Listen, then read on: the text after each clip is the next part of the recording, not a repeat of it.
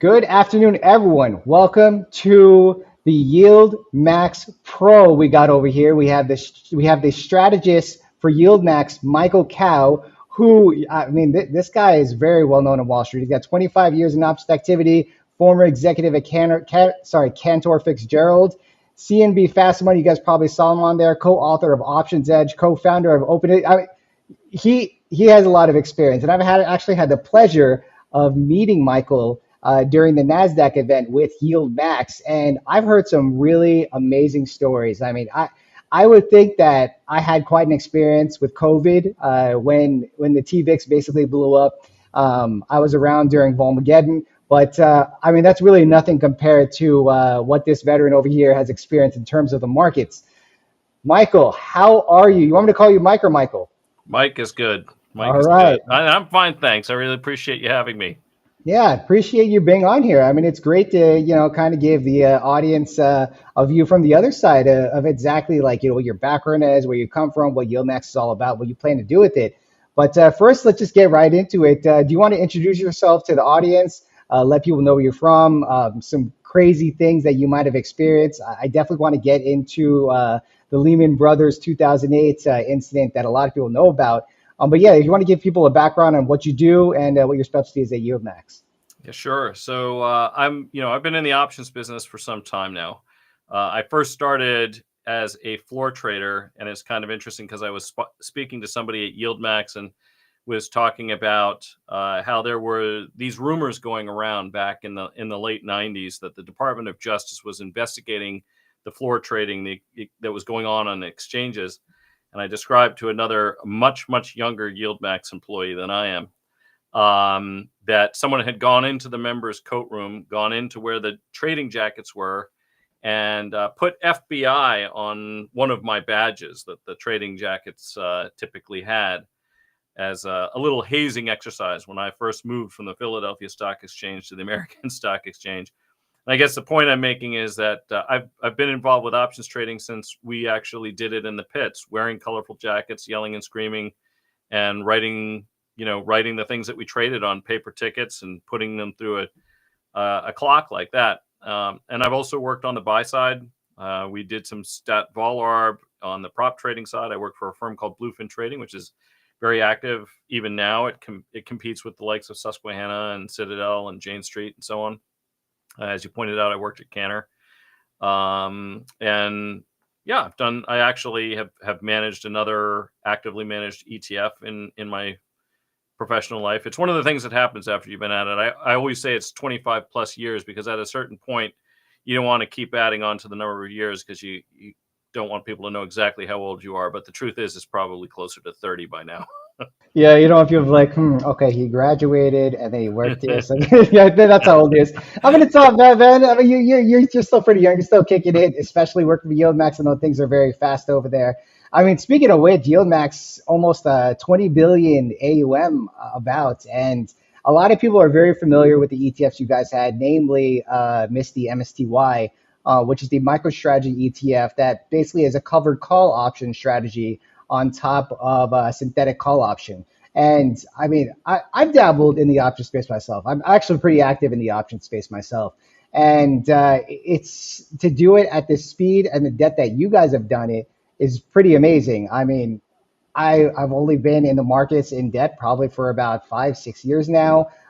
Futures before that, but nothing like too crazy. And you guys are really like moving money, but especially yourself, Mike, that story you told me about the Lehman Brothers, I'll let you kick it off with that one.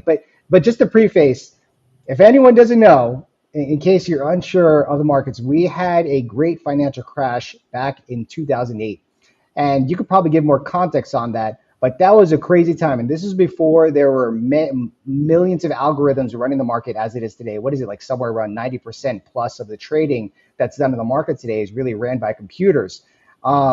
My question is that something that could happen again, per se? Like, could we possibly have that much of a meltdown in the markets and be able to sustain that much at suppressed levels for a long period of time? And we just had, last April, basically a flash bear market. It wasn't necessarily a bear market on a closing basis, but intraday, the market was down 23%. Thankfully, we recovered down to 19%. So that wasn't technically a bear market, but we had a bear market in COVID. But like nothing really like sustainable since 2008. I would say even 2022 was a bear market, but I wouldn't really attribute that to like a catastrophic event. That was just basically the Fed cutting rates into rampant inflation. So like what was time like during Lehman Brothers? Like what kind of led into it in terms of your macro scope, and like kind of walk us through exactly what happened there and how you were able to circumvent a crazy trade you told me about with the actual Lehman Brothers stock. Because like when I think about Lehman Brothers, I think about an incident that happened, but it's like it's hard for me to fathom. Like this was actually a stock that was trading on the stock market, and people got decimated when that happened. So why don't you go ahead? Yeah, I mean, I guess in fairness, I've lived now through several financial crises. That was actually again showing my age, not the first one. So I'll just briefly mention what some of them are and characterize some of the things that are a little bit different, because part of your question was, can something like that happen again? So I started in the mid late 1990s, which means that among other things, I witnessed the collapse of the Asian tigers. This encapsulated a period when, for example, the Thai baht got sawed in half in terms of its value. I lived through the collapse of long-term capital management, a big hedge fund that had 2 Nobel laureates on its staff in the late 1990s. That largely was the result of the default on debt by Russia. I lived through the tech wreck. So that is when the NASDAQ lost better than 80% of its value, peak to trough, starting in March of 2000. And of course, I lived through the great financial crisis. Most people think of the great financial crisis, and actually somewhat improperly, I think, look, Andrew Ross Sorkin's a very smart guy. He's written books on the subject, but a lot of people think that the great financial crisis began when Lehman Brothers collapsed in late 2008. It actually started a year earlier. It started in September or thereabouts of 2007. The great financial crisis was basically a collapse in the credit markets. So we had basically come up with a lot of innovative, heterodox credit products that were basically stripped out mortgages that were repackaged and sold.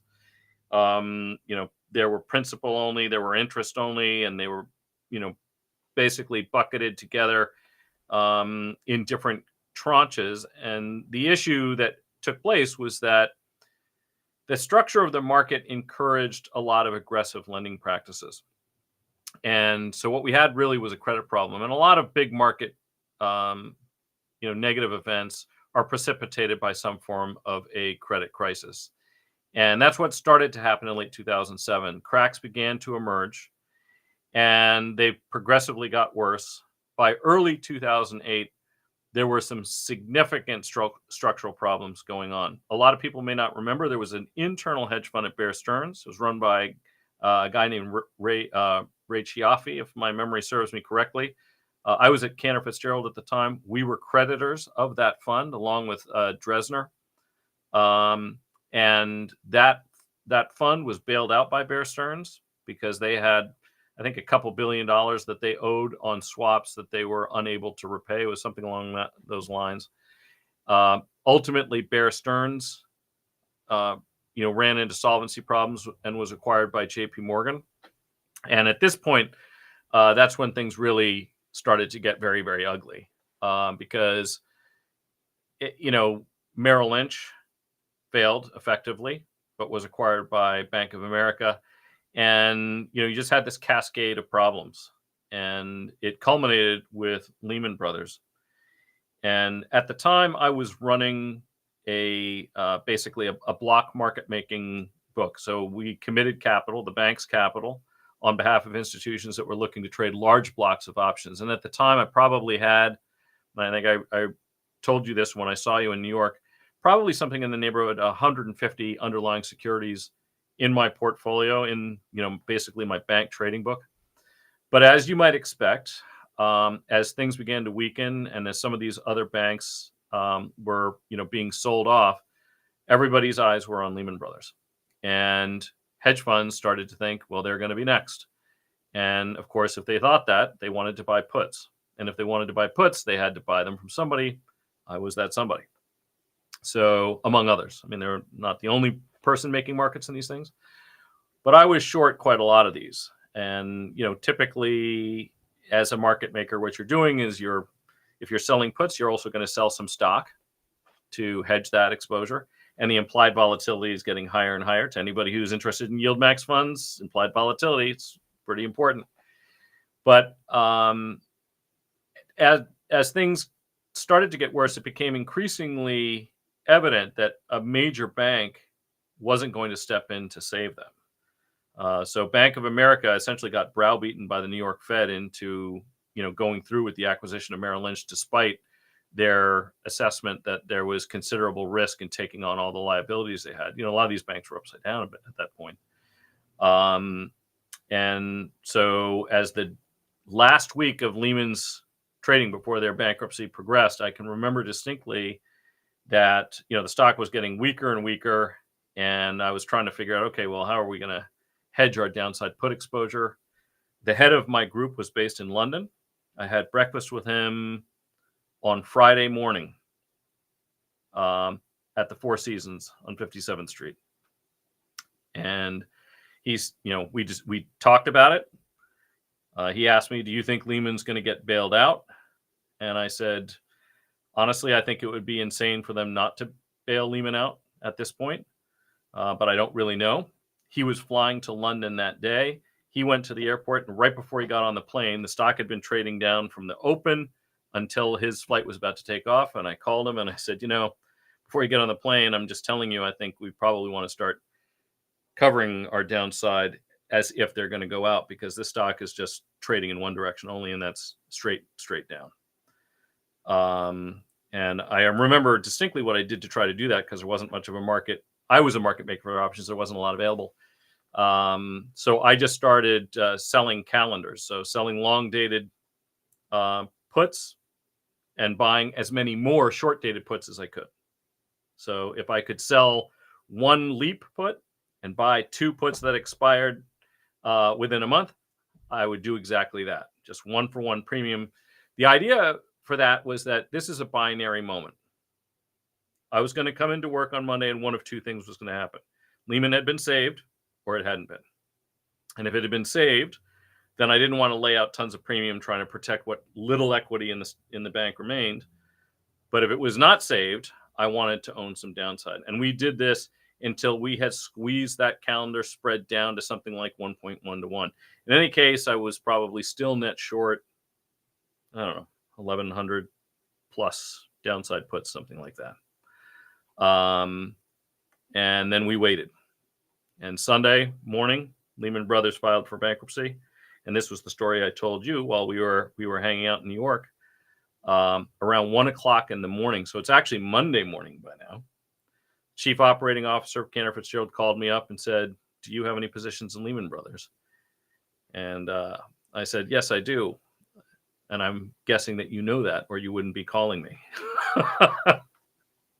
And they said, what's your P&L going to be? And I gave a number. I've given you a more specific number when you and I spoke in person. I'm not going to give the more specific number now, where it's sort of a more public forum than our private conversation.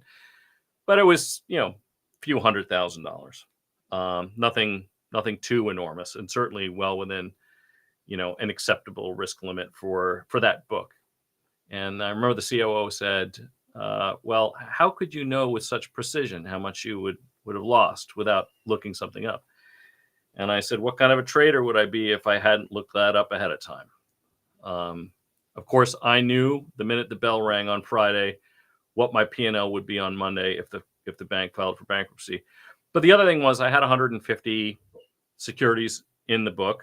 Many of them were financials. I was long gamma in a lot of them. I had options in Citi. I had options in Bank of America, that is. And so I knew that on balance, our financials book was going to be just fine. And it was. Sorry, I couldn't hit the mute button. But man, that's it. That's a crazy story, because it's like, a lot of people that tune into the channel, we're mostly on the retail side. Don't get too many institutional folks tuning to the channel, and that's okay, right? That's who the audience is. And it's interesting because, like, when I think about selling puts, like I sold puts on more than a few things this week, right? And when I think about that, I'm thinking maybe like a handful of puts like a month away, but thinking it obviously at scale, of course, when you're handling a book, is just astronomical. And the thing about the repercussions of that is probably a lot more than I would even expect. And then couple that with the fact that if I'm doing it right, I'm obviously managing a small book as a retail trader, retail investor. In your context, dealing with basically the crash of Lehman Brothers on the Friday before and the beginning of the great financial crisis. Well, it did start a year before that, but beginning of like when the actual thing started blowing up, is somewhat equivalent to being on the beach on D-Day in Normandy, France, in 1942. Like thinking on your feet like that, I don't know if I'd be able to do that. Thankfully, I don't have to. But hey, I mean that's where the skills come in. And I would say, I mean, you're here today, so I'm sure you made it out just fine. With that being said, I'm sure there's There were like some way hard more. battles along Yeah, the way. You know, that yeah, that was not my first big battle, and if it had been, it probably would have turned out differently. I remember every bad trading day in my professional life, and I remember exactly how I behaved the next time one of those days came along, and just how much more prepared for it I felt when that happened. Um, it's one of those things on the institutional side. Crazy days happen. My first week in the options pits was insane. We were making markets in the oil service index, and it got an unsolicited cash buyout bid. So the stock was up 25% yeah. instantly, and it was mayhem, absolute chaos. I had never experienced anything in my working life like that before. Um, the next time we experienced something like that, I felt a lot, a lot more Yeah. prepared for it. Yeah, I mean that's obviously what the experience is. I mean, with that being said, because I know we were talking about because we spoke to TSLY, and it's crazy that that was just 2 months ago, but the market is a completely different place. In fact, I don't think we made an all-time high at that point, and the bearish narrative is probably just as bad as it is today. I mean, you have people who during April just didn't buy, and when I say people, I mean like large institutions didn't buy anything. And I remember one of the quotes you told me that it's one thing being wrong, but it's another thing being wrong and doing nothing. If I remember correct, that was the quote, right?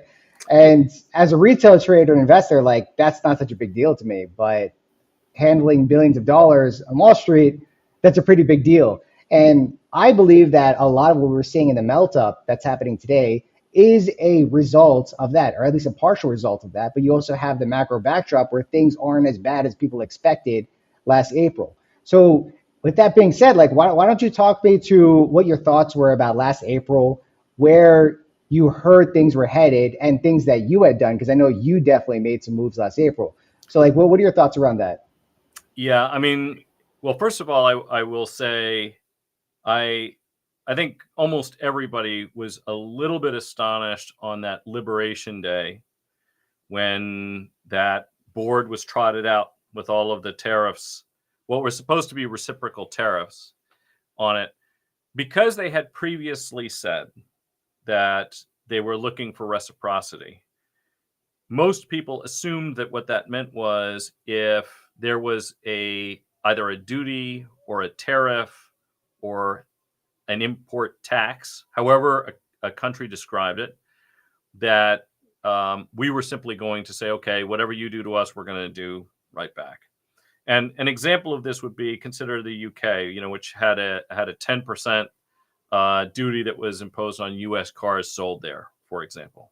So the natural assumption, therefore, would have been that in the United States, we would go from 3% or whatever it was on Land Rovers and Jaguars and whatever else to 10.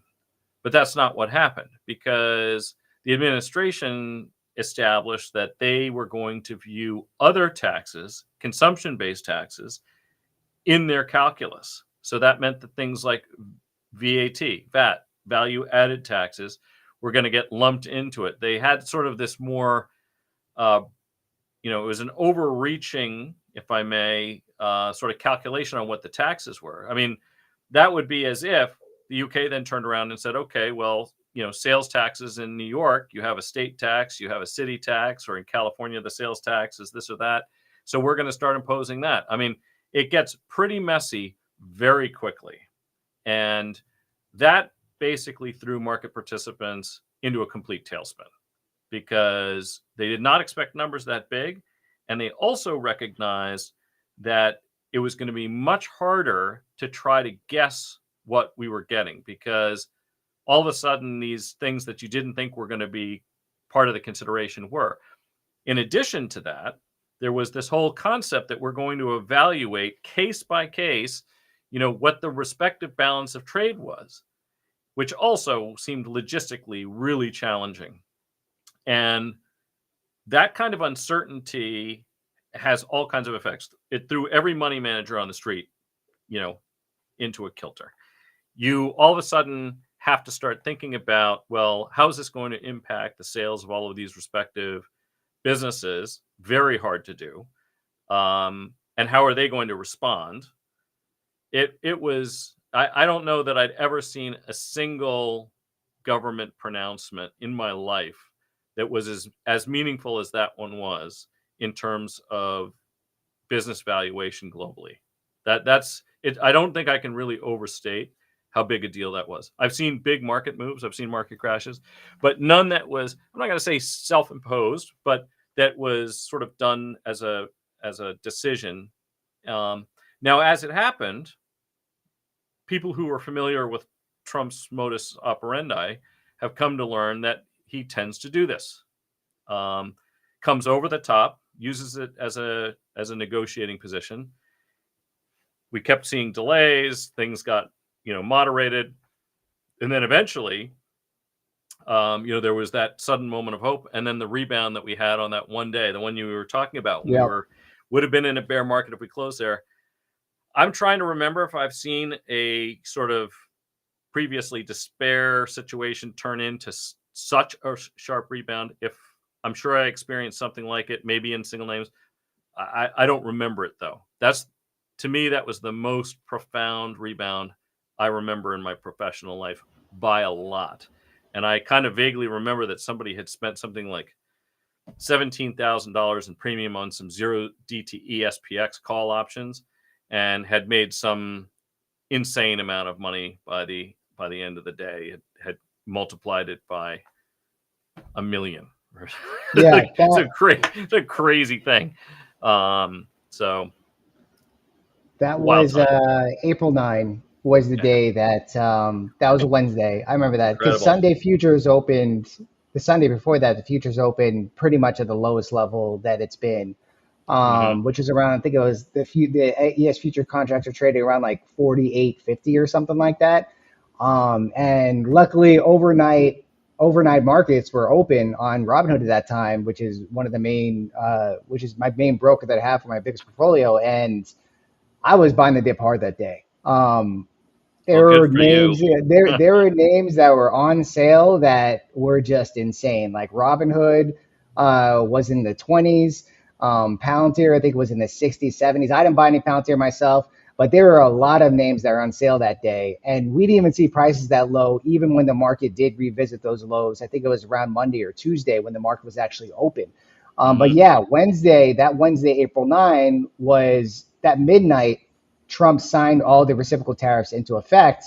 And then by 9, 10 a.m. that day Pacific, that was when he basically put on the delay. And someone must have known, because the market was pretty well off the bottoms before that point. But at the same time, that was the largest market gain we've ever seen in a single day since, I think it was like 2008, 2009, that was it right there. The market pulled back a little bit after that. I think it did like a 50% retrace, which is pretty common. But that was it. That was a low. And since then, it's just been a bunch of, hey, this isn't as bad as expected. Hey, this is bad as expected. Oh, now uncertainty's off the table, so now we're just going to keep going up. But we haven't had more than a 3.5% pullback in the S&P 500 since then. Like, do you think that, I don't think this is the top. It's very hard to believe this is the top. I think things getting pretty euphoric. But do you think that at some point within this year, we're going to experience a pullback or a correction? I will say, well, first of all, pullbacks, corrections, bear markets, these things recur. And, I mentioned some of the ones that I've seen, they were not identical. Each had its own reason. So, in the tech wreck, there were a lot of companies in the period of the NASDAQ bubble that were not just merely overvalued. These were companies that probably had no real fundamental value at all. And many of them subsequently went out of business, that were trading at nosebleed levels. That was, basically the characteristic of that whole era. And a lot of people felt that stocks were overvalued even as early as 1996. Alan Greenspan actually was famously speaking before Congress at that time. And that was when he made his quote about, quote, irrational exuberance, unquote. And the high for the NASDAQ wasn't reached until March of 2000. So it does illustrate that you can have a sense that things are overpriced, and then they can become definitively overpriced, and then they can become very overpriced, and still they go higher. I will make the following observation, though, and that is that one of the interesting things I noticed at that time, and this is from a vol trader's point of view, and you trade vol, and people who are using options trade vol, was that in late 99 and early 2000 in particular, even as the market reached new highs, volatility started to increase.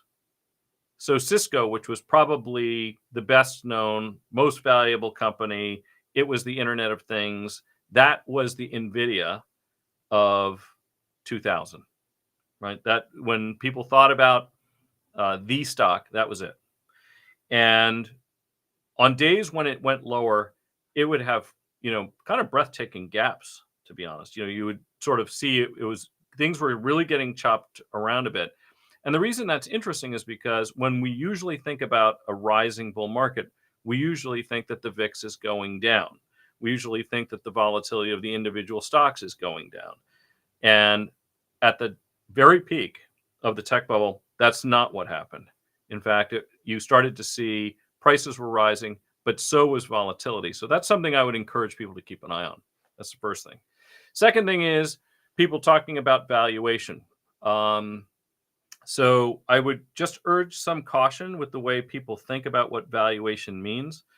A common methodology for valuation for equities is something like price to book.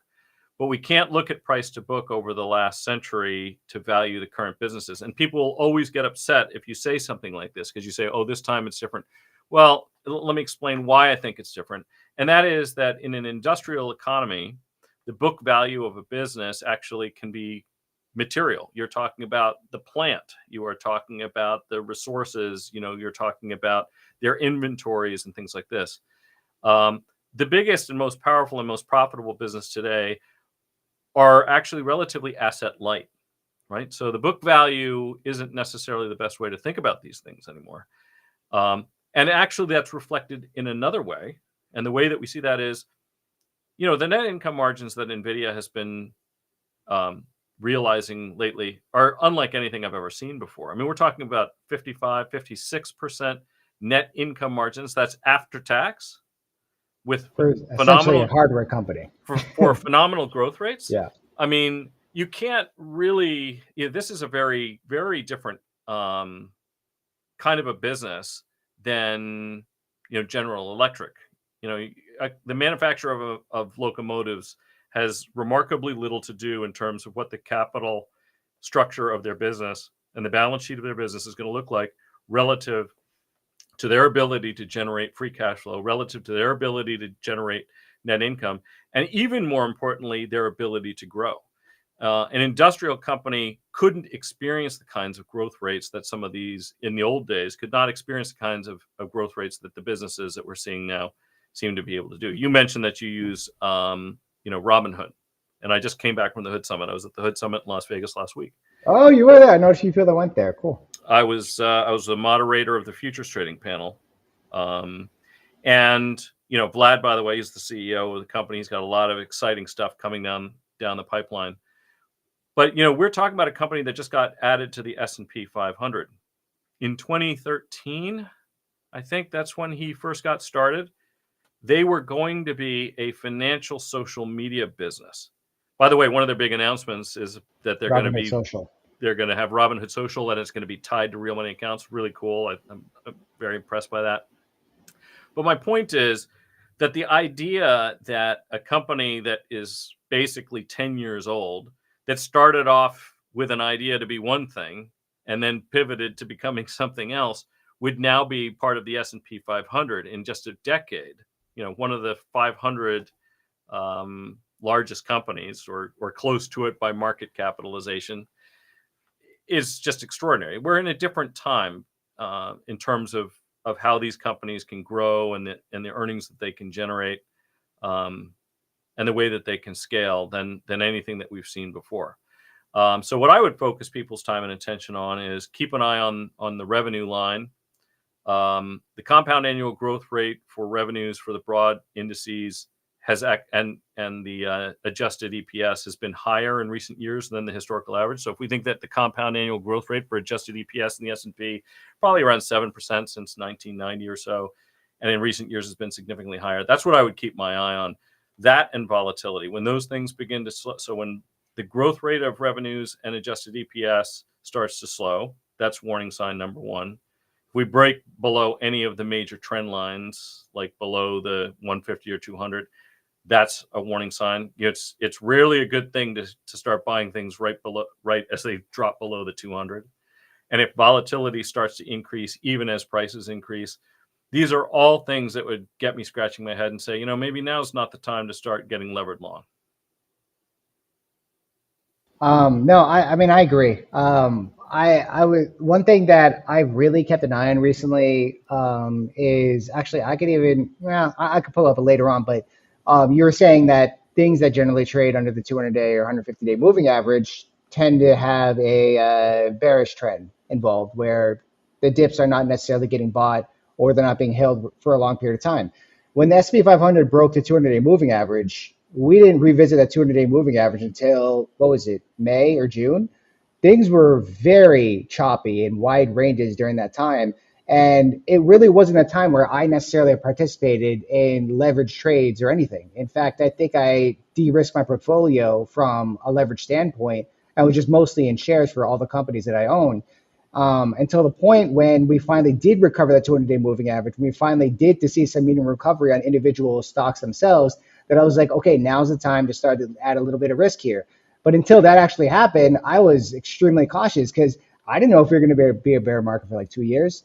I would have continued adding because that's just the game that I play. But at the same time, I wasn't like trying to get cute with anything. I wasn't trying to add like 2-3 month options out or anything like that. I wasn't trying to sell puts or anything like that. Maybe an intraday trade, but that was, I still remember, like, VIX was above 30 and it was actually above 40. It was at 45 at one point. And statistically, those are usually centered or clustered around the times when the market bottoms in terms of velocity. So that's actually a really good point too, which is that to the extent that volatility can be an indicator in either direction, if the market is at all-time highs, but volatility starts getting higher, and by the way, the number of times that something like this has happened is relatively infrequent. That's the challenge that we all have, right? Because most market participants aren't going to live through, it's not like you go through 100 bear markets in your life.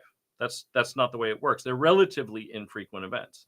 Even if they only happen every few years. Obviously, we had one in 2020, which was very, very different than what happened in 2008. So 2008 was credit. 2000 was totally a valuation thing. You had garbage companies trading at, if they were trading at anything above zero, that was a stupid number. And then 2020, the coronavirus was something else again, something that I had never seen before and something I hope to never see again, which is the shutdown of major economies globally, which is, and with the benefit of hindsight, I think that might have been handled differently. But that is a profound impact, and it completely disrupted. And then, of course, we had the huge government spending and monetization that took place essentially to support things that came thereafter, which had its own carry-on effects. And, but that is a couple of things I would point out. To your point, when the VIX gets very, very high, we experienced that in the coronavirus post-shutdown. If you have that, particularly combined with, aggressive policy intervention, which we also had. So at a fiscal level, that meant large government transfer payments to both businesses and individuals to keep the economy alive. And also, in addition to the fiscal policy intervention, we had aggressive monetary policy intervention in the form of additional quantitative easing and ZIRP.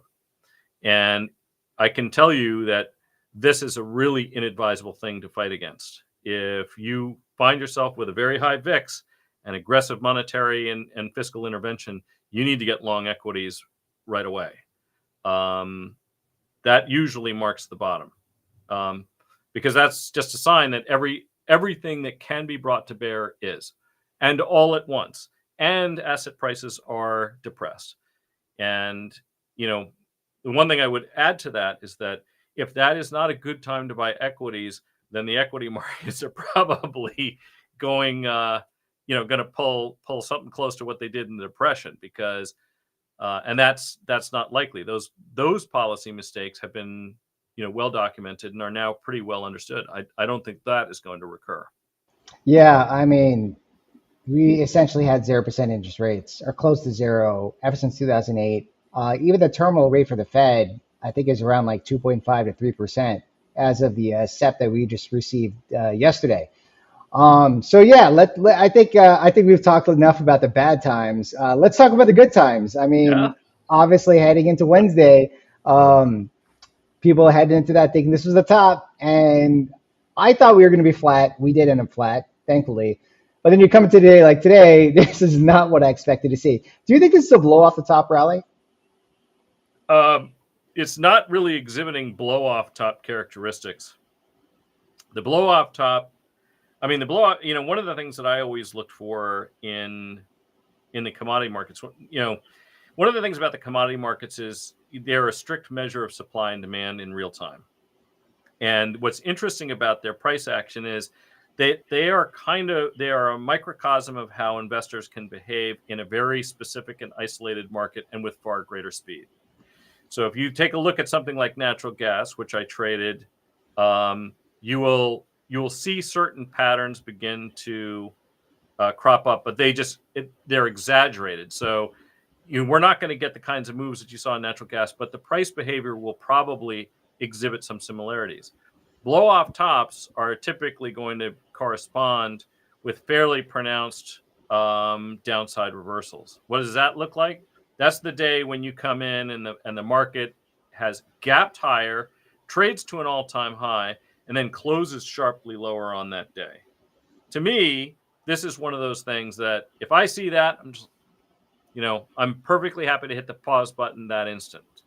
I think that's something that people should certainly watch out for and be aware of. Like I said, the other thing about the blow off tops is that we're probably going to see some of that higher volatility. If you take a look, I have the E-mini futures on my screen right now. But if you just take a look at how it's behaving right now, the volatility is not so significantly pronounced. This is just simple price. We could actually just take a look at it in terms of realized volatility as well. But that's something to be aware of. The other thing I would be aware of is if it's the frothiest names that are supporting the market and then only by themselves, and you don't start to see the rest of the market coming up to meet them.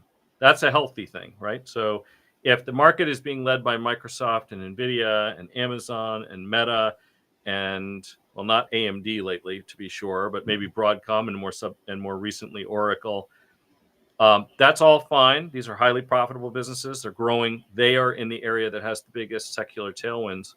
But if the rest of the market starts to rise up to meet them, that's a good thing. I was taking a look at all of the current constituents of the S&P 500 earlier today for another purpose. About 68.5% of all of the S&P stocks are higher so far this year. I think the average for all S&P stocks, and this isn't equal weight because the constituents of the index, so the difference between something like an equal weight index and what I'm talking about is a little different. So, but up about 8.5% on average if you take a look at all of those constituents. If that number starts to deteriorate, if the advanced declines start to deteriorate, those are the things that would really get me a little bit concerned. I have seen a little bit of the S&P outperforming equal weight more materially of late. And some valuations are up there, but they're not as high as they've ever been. You know, forward price to earnings is above average, but it's nowhere near where it was in the tech bubble, not yet at least. I think the equal weight actually hit an all-time high the other day. Let me check here real quick. Yeah, Yeah, the equal weight hit an all-time high last Thursday on the 11th. Yeah. I mean, I think there's a lot of, I wouldn't really say this is like an everything rally because there are certainly things that are lagging.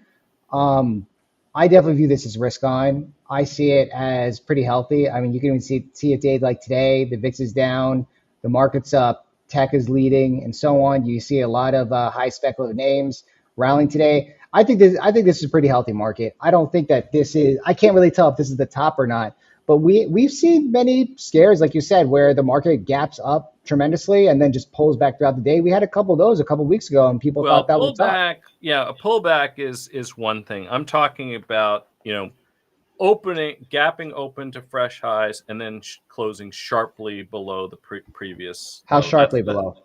Well, I'm talking about, more than even the average move for a day. So let's think about what that means. If the VIX is 16, that means that the one-day standard deviation is 1%, right? So if you find yourself in a circumstance where we gap open higher by say 1 standard deviation or more, and then we close lower by 1.5 to 2 standard deviations on the day, a 1 standard deviation move one way or the other, that's going to happen 70% of the time, right? You're going to be inside of those boundaries. But if you start getting something where you wake up and you're like, okay, we just closed down, over 1%, 1.5% after having gapped higher on no news, because that's the other thing. You have to pull that out. There can always be that extraneous factor.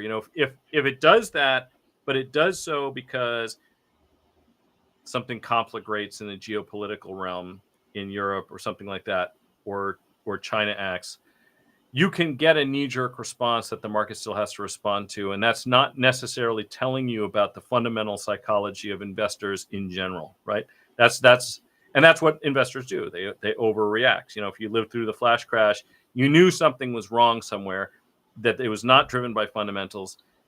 A machine screwed up, or somebody screwed up, something wasn't right. And people who'd been in the market for a long time felt inclined, as you did on that Sunday, to buy futures. I tried to buy futures during the flash crash, but I was using limit orders because I knew something was wrong and you couldn't put a market order out there. And I'm actually glad I didn't buy them. They kept getting away from me off as it sort of V-bottomed off the flash crash. And that's because they busted a whole lot of trades. Yeah. And I know the way this always works is that they bust the trades you wanted and they don't bust the trades that you didn't want. And the thing is, if I'd been able to buy the futures, what might I have been doing as well? Well, chances are I would have been selling something else. And those would have been the trades that stayed, and the things I bought would have been busted. So I probably dodged a bullet. But in any situation like that, by the way, I strongly encourage people to exercise caution and restraint and risk small amounts of money. There were a lot of people who were speculating on crude oil in 2020. That's when it actually settled negative. They didn't realize that it could do that. They thought they had an arb. They were buying crude futures for a penny and figured, I can only lose a penny. And then they got barrels of oil delivered to their house. Well, yeah, that's not quite how it works, but yes. In fact, actually, it was because of the delivery problem. That's the reason they traded negative. There was not sufficient capacity at Cushing, Oklahoma, to satisfy all of the open interest in crude contracts that had not That's been closed. crazy. In fact, I actually calculated at one point that the amount of oil that was slated to be delivered to Cushing by the open interest in crude about a week before that contract expired would have filled a train of oil tanker cars that reached all the way from Cushing to Washington, D.C. Logistically, that's a problem. Yeah. That's a problem. And, when you look at Cushing, Oklahoma, they've got a lot of tanks over there, but those tanks are all not a single grade, right? So common grades have to go into the same tank. and you still have to get it in there in pipelines. And the delivery, this is it's not really that important, but for this conversation. But the fact is that there's a delivery window. People say, "Oh, I'm going to have my swimming pool filled up with oil." No. There's a specific grade. There's a delivery window, and there's a delivery location for the WTI, the West Texas Intermediate contract. That is the NYMEX, now CME contract. That's Cushing, Oklahoma. So if you could put oil in your swimming pool, some people might have thought that they would do that because they would say, well, someone's going to pay me to store it. Why not? But yeah, that is not a valid delivery point, your backyard. So all these things set aside, you don't think that today was necessarily, it doesn't look like that there's a probability that today was the top of the market per se. I don't think so. That's good to hear. Okay, let me just start to buy futures right now. That's kidding around. Yeah, I mean, I think it's a healthy market. I do think that there will be a pullback at some point. But I'm not going to sit over here trying to guess when that is. I'm just going to, go ahead and ride the train as long as I could, because generally speaking, like, what else is there to do? Like, what else is there to do besides that? Obviously, there's hedging. Like, I was hedging yesterday, and those hedges went to zero today. But I'm pretty much net long almost all the time actually. So I have no problem dealing with it. Yeah, I mean, markets go up 90% of the time, so like, why not? Over any 30-day period, the S&P is going to be higher 58% of the time, and the longer out in time you go, the higher that percentage becomes. And the flip side of that is, money has been debased for millennia by governments. I mean, since long before we had printed dollars, they would blend baser metals with gold coins so that they had more of it. And if you believe that the pattern that has gone on for centuries is going to continue for the rest of your investing life, and I think it would be foolish to think that suddenly it's going to change in our lifetimes, then the fact of the matter is that you would much rather own assets, preferably income-producing assets. Mm-hmm. And so that favors being long. It's very difficult to short stocks. I've always had a lot of respect for people like Jim Chanos and people like that. And even those who understood that there was something wrong. One of the biggest losses a trader has ever taken in the world was somebody who knew there was something. It was also a credit crisis, a GFC trader who knew that the credit markets were coming unglued, who knew that the junkiest mortgage-backed securities were probably worth zero and was trying to bet against them. But because he didn't want to spend so much, he put on a levered type of a bet, and he lost almost $10 billion. That was Howie Hubler, by the way. And, I'm not trying to disparage anybody or denigrate anybody's trade. I understand where he was coming from. He was effectively, doing ratio put spreads, if we think about it from an options trader's point of view, just trying to minimize the negative carry associated with being short. But it's difficult to make money consistently being short. I wish, like anything, I knew how to do it. I don't. Yeah, I mean, that's a very hard game to focus on, especially in the time period that we're in, as far as the technology that's coming out every single day, and just seeing like the actual effects of how much AI is being applied to even my normal workday that I have, how often I use it versus how much I used it 3-4 years ago. It's no feat that this is going to continue growing. That's going to continue to make things a lot better, a lot easier. I'm sure you're using it all the time. But yeah, we're already at the top of the hour here. I wanted to close out here, but was there anything else you wanted to close on the interview? Well, I'm only going to say, I guess, stay tuned. We had some things that we were hoping were going to be out by now, but there are some filing and regulatory things that we had to resolve with respect to the ticker symbols and some other things. This is the reality of occupying the regulated space, that you have to get everybody on sides with what you're doing. But we do have some new things that are coming out, and we have some changes probably, with some of our existing strategies too, that will take place in the near future. We're always looking to not only innovate and see what people like and what they want, but to improve the existing offerings so that they, basically meet what people are asking for. And so I would just say, stay tuned. I wish I had more freedom to just say whatever I wanted to on those types of topics, but sometimes our mouths are sewn shut by the regulations, and that's probably good. That it would be nice to be able to have some kind of a blockbuster news release that I could offer to you, and I'd happily do it if I could. But we're just going to have to wait to see what the filings are, and when they come out, I'll be happy to come back and talk about them. Yeah, no problem. I apologize that we couldn't get too into the nitty gritty stuff as far as the products that YieldMax offers. I mean, with that being said, that the performance is pretty phenomenal. You guys are really racking the AUM over there. I mean, I think it's great in terms of buy and hold while collecting the upside risk that might be presenting itself. Unfortunately, hasn't worked in the favor in a very recent time. Oh, go ahead. Yeah, well, I was going to say, it's funny because I was taking a look at, some of the long strategies. I think we have 55 in the YieldMax suite of funds. We have 55 products. Some of those are short, right? So we have, up and down products with the same underlier.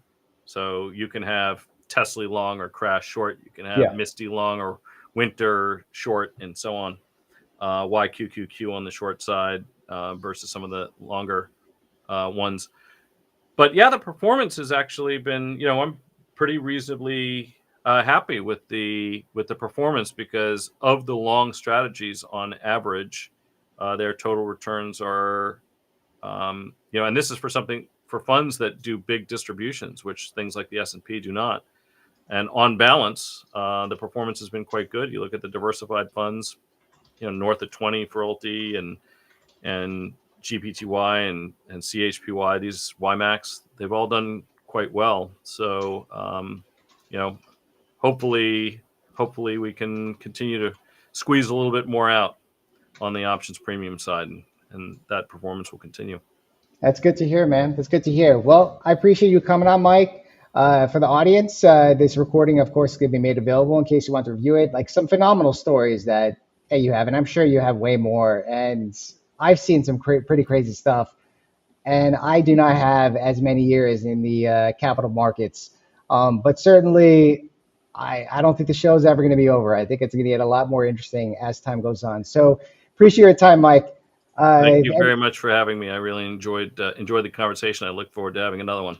No problem. If anybody wants to check out the YieldMax, just go to YieldMaxETFs.com. Go ahead and check it out. I will put this over there in the show.